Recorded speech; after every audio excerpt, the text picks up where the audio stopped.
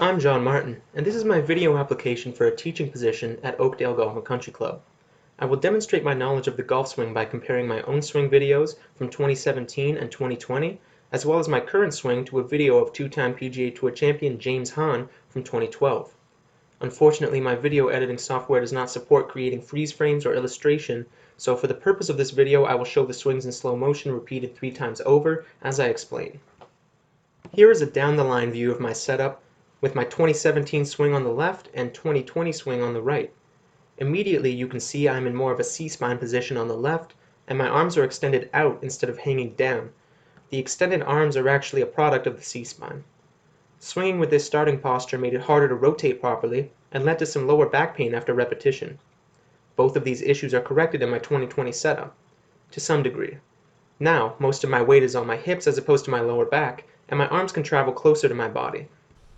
A major difference in my two swings that can be seen from both angles is my length of arc.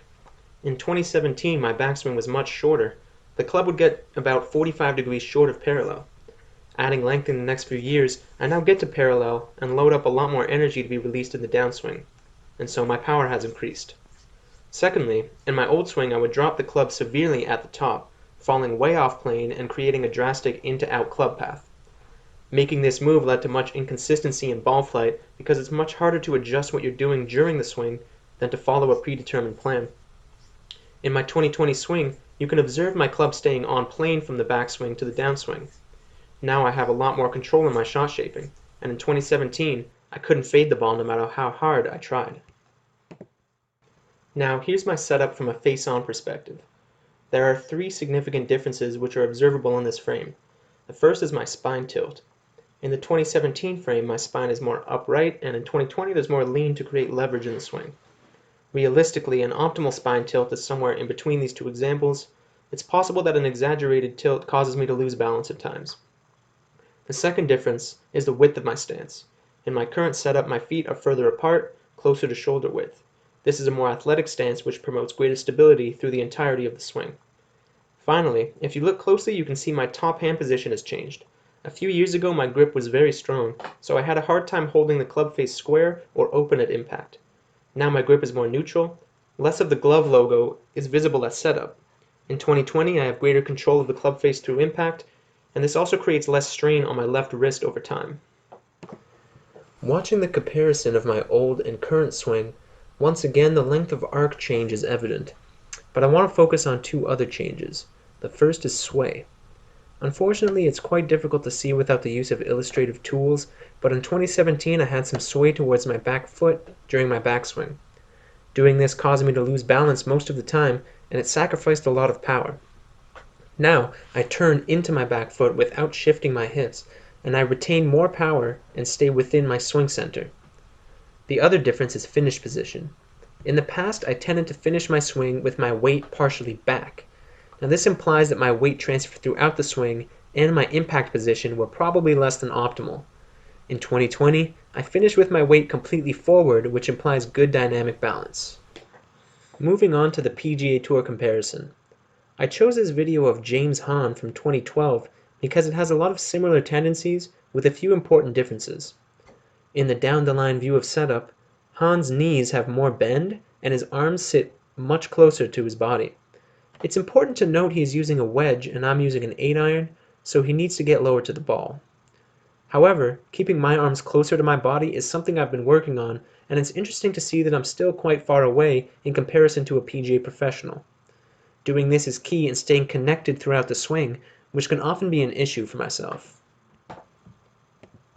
Now, watching the swing video, you can tell pretty easily that Hahn's trail elbow and arm stay pretty tight to his right side as well as in line with it, while mine kind of raise out and above my right side. Now by doing this, I'm definitely losing some connection in the golf swing, which hurts power and consistency in ball striking. The second major difference is that Hahn is able to maintain his forward spine tilt or spine angle through impact, while when I get to impact, I usually extend and my spine angle definitely straightens up. By extending early, I'm sacrificing consistency and centerness of contact, shallowing my angle of attack, And also the top speed during my swing is not occurring at the optimal time.